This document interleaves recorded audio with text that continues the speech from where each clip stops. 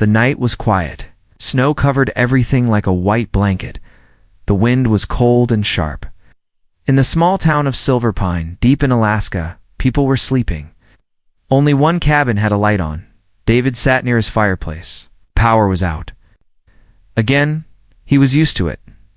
Winters here were long and hard. He drank hot tea and read an old book. His dog, Max, slept beside him. It was a peaceful night, until he heard a sound. Boom. It came from the forest outside, loud and deep, like something crashed. Max jumped up, barking. David stood, alert. What was that? He grabbed his flashlight, put on his heavy coat, and opened the door. The cold hit his face like a slap. He walked into the snow, Max beside him. They followed the sound. The snow was fresh, untouched until they found it. A long mark was cut into the snow, like something had slid down from the sky. At the end of the trail, something moved. David pointed his light and stopped. It was a woman, but not a normal woman. Her skin was light blue, her hair silver. Her body was thin, shaking badly. She wore a torn metallic suit, and strange glowing lines moved on her arms. She looked at David with weak eyes. Then, in a soft, broken voice, she whispered, "I'm freezing. Give me a blanket, and my body is yours." For one night, David stared. He didn't understand. Was she human? Was she dangerous? But she fell into the snow, unconscious. David dropped to his knees. He touched her skin. It was ice cold. She would die if left outside. Whatever you are, I can't let you freeze. He picked her up. She was lighter than she looked. Max barked nervously but followed, back in the cabin. David laid her near the fire. He wrapped her in a thick blanket. Her body trembled. He checked her pulse. Still alive, she started to warm up. Her face looked peaceful now, like she was dreaming. David sat across from her, confused and tired. "Who are you?" he whispered. "And what did you mean?" An hour later, she woke up. Her eyes opened slowly, bright silver, almost glowing. She looked around the cabin, scared at first, then calm when she saw David. "You saved me," she said softly. David nodded. "You crashed. You were freezing." She looked at the fire, this planet so cold. David leaned forward. "Are you human?" She shook her head. "No." Silence. "My name is David," he said. "I am Saraxa," she replied. He noticed the symbol on her arm glowing faintly. "What are you doing here?" "I ran," she said. "I escaped from my planet." "Why?" "They wanted to use me. I carry something inside me, something powerful." David frowned. "What kind of power?" Before she could answer, Max growled. David stood. "What is it, boy?" A dog barked at the window. David moved to the door, opened it slowly. The wind howled. Out he pointed the flashlight outside. Footprints not human.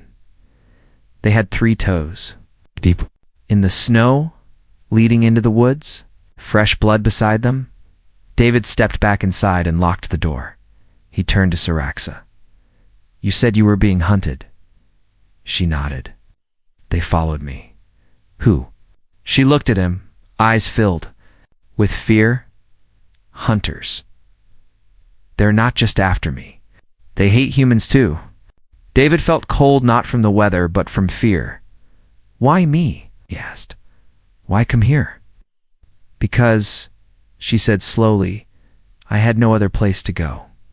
The fire crackled behind them. Outside, something moved in the trees. Far in the forest, a shadow watched, tall, thin, with glowing red eyes. It sniffed the air and let out a low growl. It had found her. It was watching them from behind the trees. The creature stood like a shadow in the snow. Its skin was black and rough, like stone. Its red eyes glowed in the dark. Long claws scratched the frozen bark of a tree. It didn't move like a man. It moved like a predator. It had tracked her across the stars. Now, she was here, and so was he, the human. The hunter tilted its head, sniffed the air again, then vanished into the cold wind. Inside the cabin, David sat with his back against the door, holding an axe. Max growled softly at the window. Syraxa sat by the fire, wrapped in the same blanket. Her skin still looked cold, but she was no longer shaking. She looked at David. "You don't trust me?" "You're an alien who crash-landed in my backyard," David said. She stared into the flames like she was remembering something far away. "Are you here to hurt humans?" David asked. She looked at him. Her voice was quiet but clear. "No, I came here to live." David raised an eyebrow. "On Earth? Why?" Syraxa hesitated. Then, slowly, she reached for her arm. She touched the glowing symbol. It pulsed like a heartbeat. "They wanted to use me as a weapon," she said, "but I refused, so I ran." David stayed silent, listening. Syraxa continued. "What I carry inside me, it's a key. A gateway. If they unlock it, they can move between worlds. Destroy freely, no walls between dimensions." David tried to understand. "So they're chasing you for that?" "Yes, but not just that. They want Earth too. They believe humans are weak. Easy to wipe out." David narrowed his eyes. "They're wrong." She gave a small smile. "That's what I'm hoping." Just then, Max barked loud, sharp, and afraid. David jumped up. "What is it?" He looked out the window. The footprints in the snow were gone. Max ran to the door and clawed at it. David opened the door slowly and stepped outside. Snow was falling. Again, thick and silent. But the backyard looked strange. The snow had been disturbed, and something was missing. "Where's Max?" David spun around. The dog was gone. "Max," he shouted. No sound, only snow and silence. Then, a low growl from the tree line. He pointed the flashlight. Nothing. But something was there, watching. He turned and ran back inside, locking the door tight. "He's here," David said. "One of them." Syraxa stood now, her eyes glowing brighter. "He's not alone. There will be more." David looked around his cabin. No weapons, no signal. No neighbors for miles. "We need to leave," he said. "No," Syraxa said. "Running won't help. They smell my energy. They'll follow me anywhere." David clenched his jaw. "Then we fight." Syraxa shook her head. "You can't fight them with human tools." Then she did something strange. She lifted her hand, and the air around it shimmered like heat. A faint blue light danced between her fingers. David stared. "What is that?" She looked at him, part of the key. "It's not just inside me. It's changing me too." Suddenly a loud bang hit. The wall outside, then another. Something was trying to break in. David grabbed the axe again. "Back room, go." Syraxa followed him through the small hallway into a storage room. David blocked the door with a shelf. The banging got louder. Syraxa sat down and whispered, "They're testing your defenses, playing with you." David's hands were shaking, but he stood firm. He wasn't going to let her die. Not tonight. Outside the cabin, the creature stopped banging. It touched the wall gently. The wood burned at its touch. It smiled. It had time, and humans always made mistakes. It remembered the scream of dying worlds, planets that burned, cities crushed like paper, creatures begging for mercy. Mercy was weakness, and weakness had no place in the universe. The hunter placed its hand against the human's wooden cabin. The surface hissed and smoked beneath its claws. The old walls would not hold for long. Inside, the target hid. The female, Syraxa, and the man, the human, who dared to protect her. The hunter didn't rush. Not yet. It wanted them afraid first. It wanted to taste their fear. Inside the cabin, David stared at the shaking door. Each thump echoed through the walls. Syraxa sat on the floor. "Breathing fast," David whispered. "How many are out there?" "One. Maybe two," she said, "but the others will come." David gripped the axe tighter. "You said they hunt you. Why not just kill you and take what's inside you?" Syraxa looked up slowly. "Because they can't remove the key while I'm alive, and they need it whole. That's why they won't kill me yet." A long silence, then another crash. The side window shattered. A shadow moved past it. David pointed back room. Go now. They ran into the bedroom. David grabbed a flashlight, boots, and his late father's old shotgun. Only 2 shells. Rusted, better than nothing. The door creaked. Something heavy stepped inside. The wood groaned under its weight. Max barked again outside. Wait, David said. He's alive, but Saraxa grabbed his arm. If you go out, you die. David looked into her glowing silver eyes. I'm not leaving him. He opened the back door quietly, stepped into the snow with the flashlight off. The night was deathly quiet. Then, he heard it whimpering. He followed the sound to a tree behind the cabin. Max was there alive, injured, his leg bleeding. David bent to lift him snap. He turned, the hunter was right behind him, 9 feet tall, eyes red like burning coal. Its mouth opened to wide, showing layers of teeth. It didn't belong in this world. David didn't think. He fired the shotgun. Boom. The blast hit the creature in the chest. It screamed in pain but didn't fall. It swung an arm. David ducked and ran, carrying Max back inside. Slammed the door. Locked it. Breathing hard. Saraxa touched his arm. You heard it, she said. Surprised. Didn't kill it, David said. Just made it mad. Saraxa placed her hands over Max's leg. Blue light glowed. His bleeding stopped. David stared. How are you doing that? Told you, she said.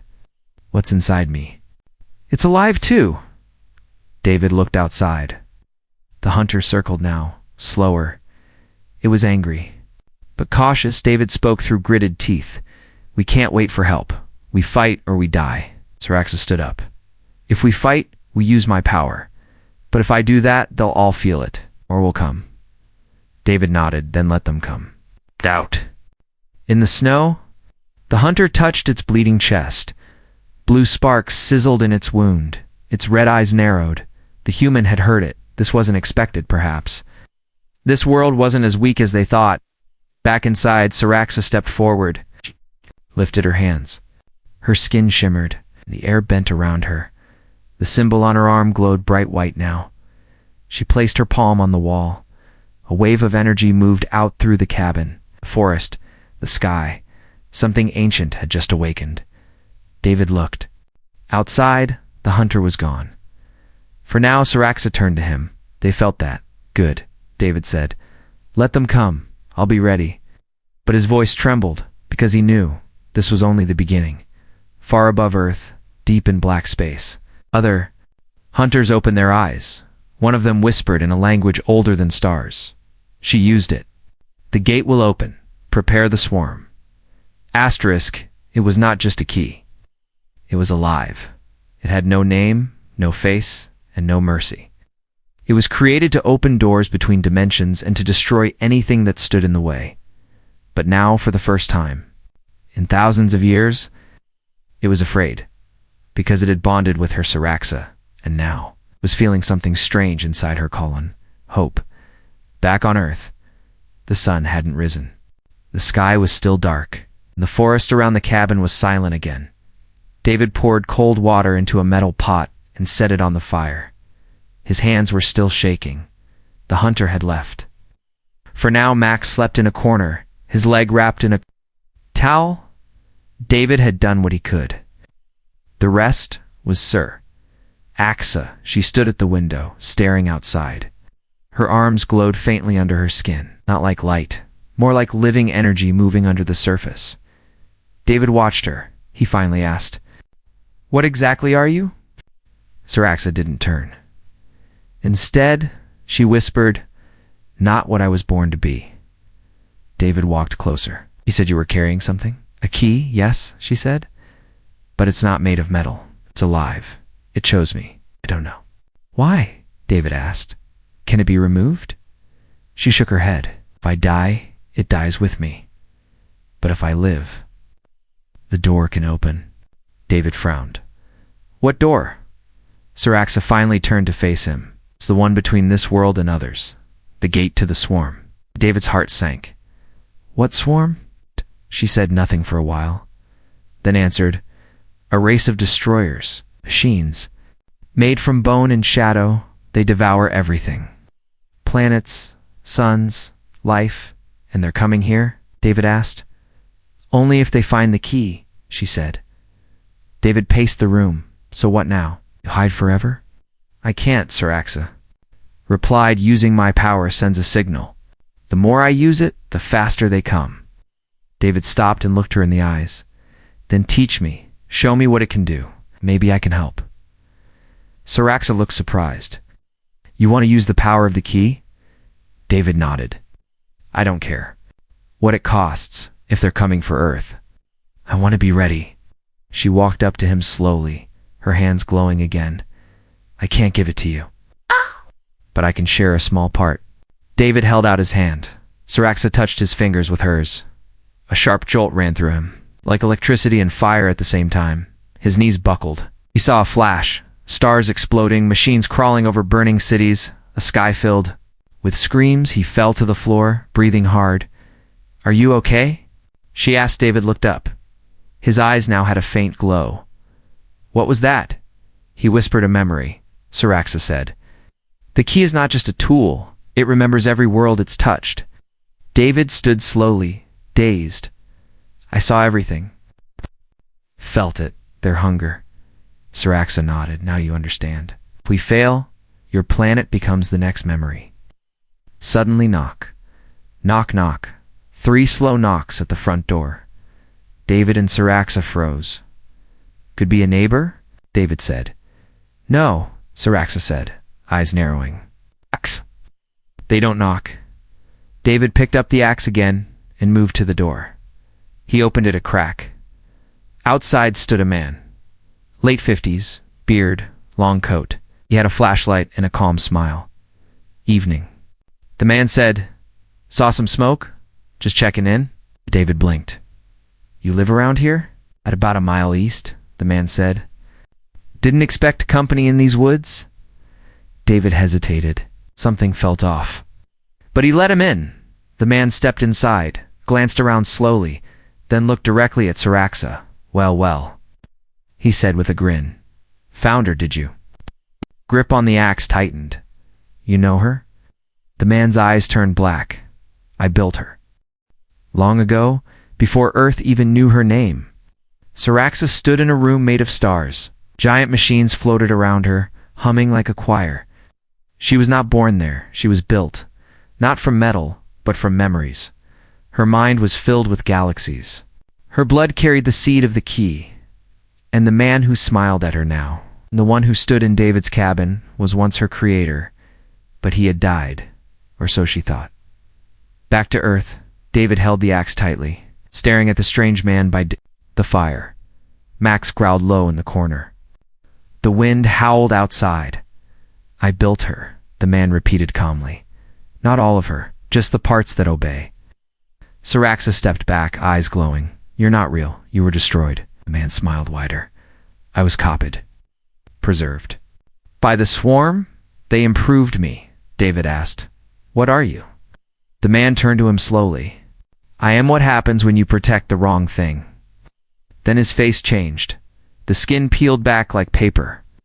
Underneath was a smooth black surface, like glass, alive and twitching. His arms grew longer. Fingers turned into claws. David swung. The axe went right through the air as the creature dodged unnaturally fast. The lights in the cabin exploded. Saraxa threw out her hand. A wave of blue energy slammed into the shapeshifter, blasting it into the wall. The walls shook. Dust fell from the ceiling. David yelled, "Run!" They dashed into the hallway as the creature howled behind them. Outside in the snow, they ran toward the woods. Saraxa's light guided them. He was a scout, she said, breathless. Already here, and they know. David glanced at her. Know what? She didn't answer. They reached an old hunting shed near a frozen river. David had used it for fishing years ago. They locked themselves inside. David collapsed to the ground, breathing hard. Max limped beside him. Saraxa stood still, her hands shaking. David looked at her. What is it? She asked. She spoke slowly. He wasn't just a scout. He was a gate marker. His body, it carries the signal. The gate will open here soon. David cursed under his breath. How soon? Hours, she said. Maybe less. Silence. Then David asked something he hadn't asked before. Why Earth? Not another planet. Sarax's eyes softened. Because Earth still has something most worlds lost long ago. What's that, kindness? She sat beside him. The energy in her arms was dim now. You helped me when you didn't have to. No weapons, no army, just a blanket. That's why the key didn't kill you when I touched you. It trusted you. Argo looked down at his hands. They were still glowing faintly. Then let me help. She reached forward and touched his chest, just above his heart. For a moment, David saw her past.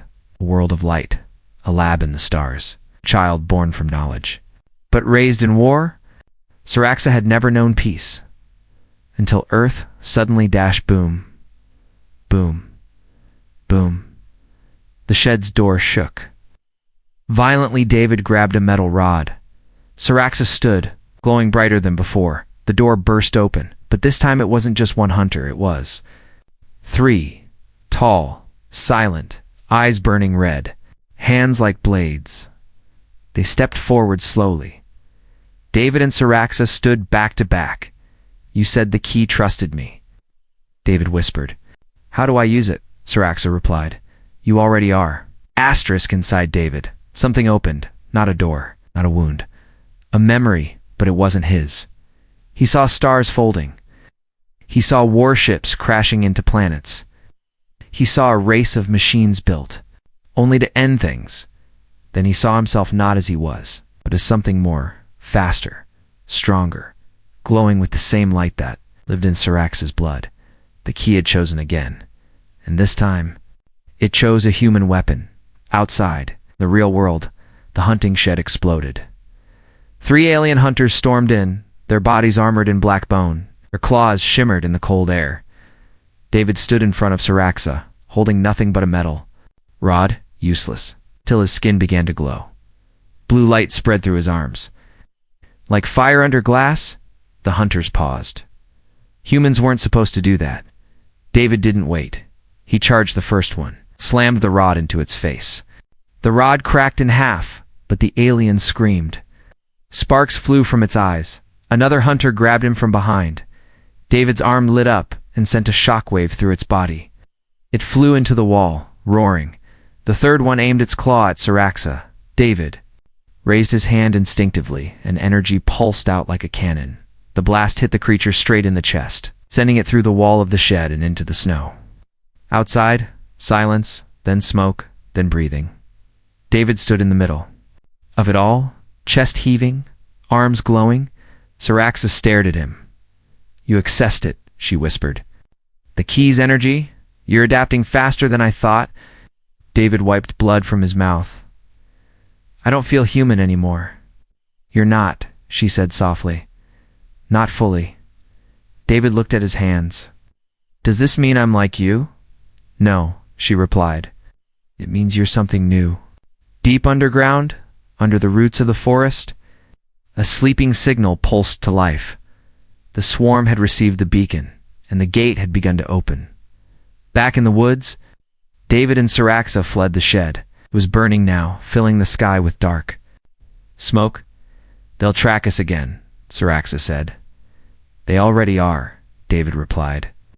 He could hear them not with ears, but with something else. A strange sense, like vibration under the skin. He stopped near a frozen stream. There. Coming. Saraxa placed her hand on his chest. If we run, we delay the war. If we fight, we bring it early. David looked toward the mountains. Then let's pick the battlefield, far above Earth, in orbit. Shh. A shape larger than a city appeared from black space. It was not a ship. It was alive. Its surface crawled with machines.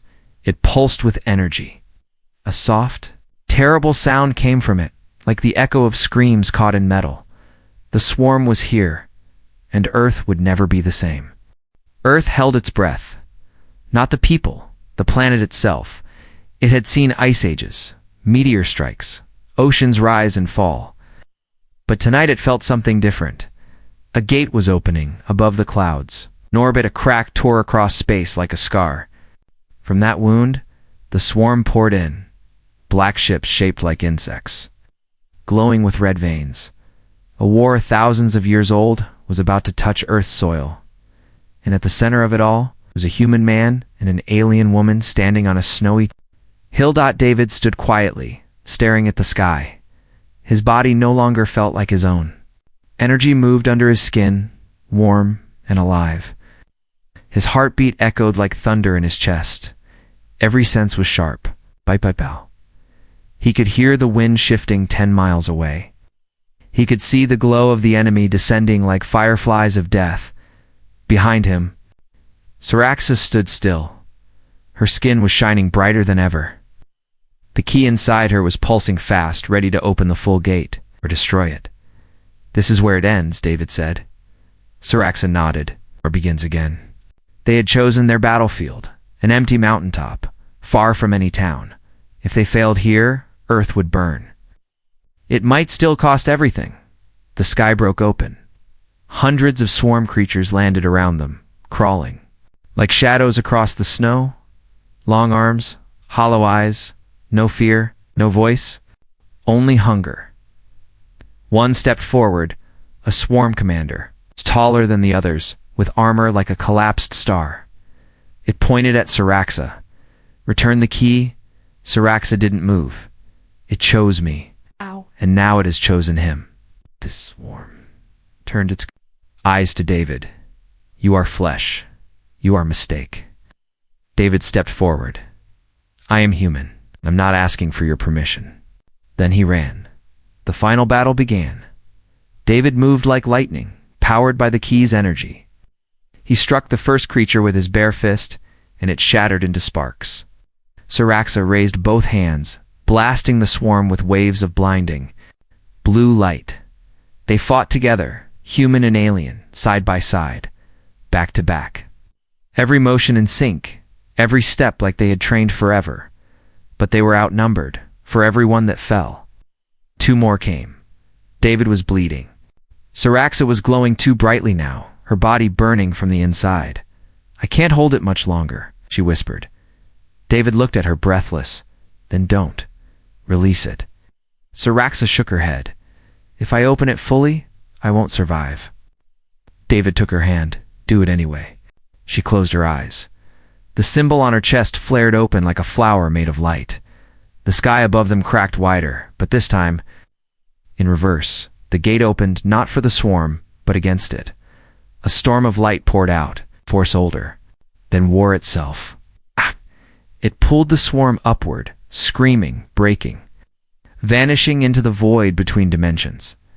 David held on to Syraxa as the wind roared. The mountain shook. The trees burned. The sky bled light. And then, silence. The swarm was gone. The gate was gone. So was Syraxa.